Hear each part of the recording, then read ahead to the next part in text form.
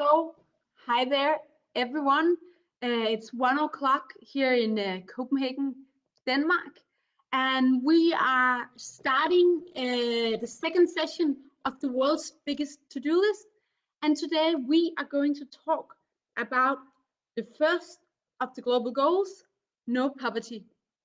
My name is Clara Halvorsen, and I work as head of campaign here at the World's Best News in Copenhagen, Denmark. And yesterday we talked about all of the goals, and we talked about the concept of leaving no one behind. And I hope that some of you took the challenge and that you called a friend or a family member who needed to hear from you and that maybe felt alone in these times. And today we're moving on, and up here I put today's challenges, and I hope that you'll pick one of them and move along and act for the global goals. But first, I'm going to give you some information. We're going to talk a little bit about the first of the Sustainable Development Goal, the first of the global goals, no poverty.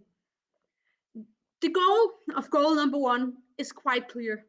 We want to eradicate poverty in all forms, everywhere.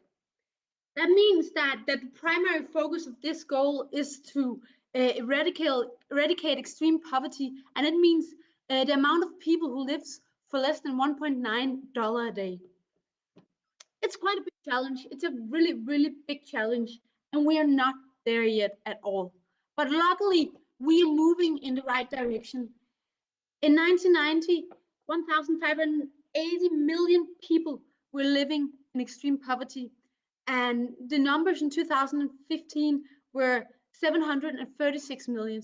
So even though the population have increased in that period of time, the numbers have fallen for 35% of people living in extreme poverty, 35% of the world's population living in extreme poverty in 1990 to around 10% in 2015.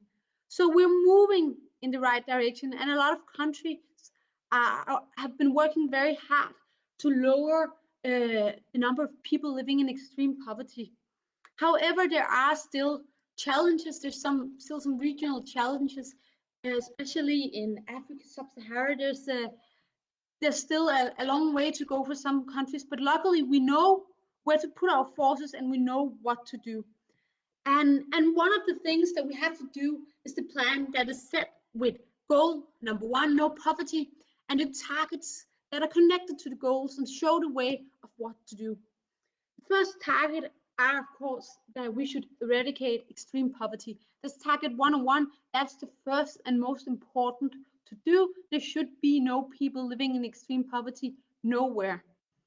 But it's not, of course, not enough to eradicate extreme poverty. Living just above the poverty line, just above $1.9 a day, doesn't cover the basic needs of the family at all. And that's also why target 1, 2 focusing on halving the number of people that lives under the national poverty threshold in each of the world's countries. That means that all in all, we need to eradicate extreme poverty, but in each of the countries in the world, we also need to halve the number of people who lives under the national poverty threshold. Goal number 1 also focuses on the government's responsibility and the government's responsibility to do something and make sure that no one is left behind. And when you look at target 1.3, it says that we should implement social protection system, and we should make sure that in 2030, when the goals should be met, then there's substantial coverage of the poor and the most vulnerable. When talking about poverty, we also need to talk about the rights aspect of this, and the global goals are actually doing so. Goal number 1 is actually doing so. With target 1.4, we stress the fact that everyone should have equal right to basic service, to technology, and to economic resources. That should be a right of everyone all around the world.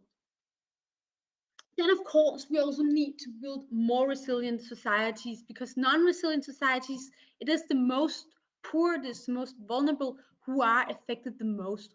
And thus, Target 1.5 focuses on building more resilient societies, both environmentally, but also economically and socially. And furthermore, we should reduce poor and vulnerable people's exposure to these threats. Then lastly, and all of the goals, of course, need political actions. And the targets under goal number 1 also really stresses the fact that political action is needed. Thus, target 1A and 1B are urging for mobilizing resources to end poverty and to create pro-poor and gender-sensitive policy frameworks to work to combat poverty. Of course, eradicating poverty and goal number 1 is connected to all of these, to all of the other global goals. We need to work on all of these. Working on all of the 16 other goals is also a way to help eradicating extreme poverty. We need to create sustainable economic growth, and we need to create a more just world. We also need to make sure that there are some basic rights, and that these rights are actually lived by, and that everyone has the most basic right. We need access to education, we need access to technology, and all of this has to be done in a sustainable way. Then of course sports, and that's what we're all here for, also plays an important role, because sport creates a room, it's a free space for all of us to meet, where your background and where you live and where you come from is not the most important part. The most important part is to be together, to have fun, to play sports, to play football, and have a space where you can do that and don't have to think about all the other consequences, the background that you have. As I said before, there's a long way to go before we have met goal number 1, before we have created a world where there is no poverty. But luckily, there is a lot of people all around the world. There's a lot of initiatives that are working very hard to make sure that this goal is met. And one of them is Team Suyavi, who played for goal number 1 at the Global Goal World Cup in East Africa on the 8th of March. Suyavi's Sprout of Youth and Women Initiative, they empower youth and they empower women in economically disadvantaged communities. And they do that with entrepreneurship, because they believe that one of the best ways to end poverty is by changing people's mindsets towards work and giving them skills, empower them to work, because then they can earn money and create a sustainable lifestyle. In these times, one of the initiatives are to bring communities together and teach them how to make soap, which is key in these times where we have to wash our hands all the time. So to make soap both for domestic use, but also with a commercial purpose.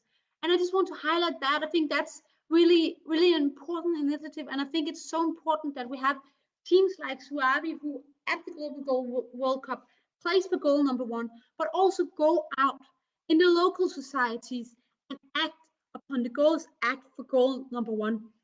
And we need to do that. And that brings me to the last thing of today, because this session is called the world's biggest to-do list. And it does so because that is what the global goals are. We all need to work, we all need to work hard and act to make sure that these goals are met. So each session will end by me have made you a to-do list of things that I will challenge you to do. I want to challenge you to pick one of the things and then actually go out and do it today or tomorrow, and make a change, and go ask some of your friends, challenge your friends as well to act for the goals. And on the to-do list today, and I also put it in the comment section up here, then one of the challenges are that I want you to clean out your closet. I know you have a lot of clothes that you don't need anymore, that you don't wear. Maybe you have too much clothes, and I want you to clean that out. And then I want you to donate it to someone, or donate it to a charity organizations who can, then you can support their work. Then I want you to challenge you to buy Fairtrade. I know it's more expensive, I know it's more difficult, but it's key that the products we buying are actually sustainable, and that people that that that that produces these products get a fair pay in order for them to create a living. Then I want you to make a donation to someone in need if you have more you need yourself. It doesn't have to be a big thing. It doesn't have to be money. It could be food. It could be clothes. It could be everything that you would like to share and that someone else could use. Then I want to challenge you to support a charity organization, just maybe with a small amount of money, or become a volunteer. Volunteer in your local society or in an organization you care about in order to help other people and to engage in the local community. That's really, really important. And then lastly, I want you to speak up for human rights. I want you to speak up for those left behind. If we need to meet this goal before 2030, we need to make sure that even those who cannot raise their voice themselves are heard. So I want to challenge you to speak up on behalf of them and make sure that in 2030 there will be no poverty and that also those left most behind are included. That marks the end of session 1 on goal number 1, no poverty. And I hope that you learned a lot. I hope that you'll go out and make a change for this goal in the next coming days. And then I'll see you next week, where we're going to talk on goal number 2, no hunger, and goal number 3, good health and well-being. And please, if there's anything you would like me to cover, please comment here below, and I'll make sure to include it next time. See you, take care, and stay safe. Bye.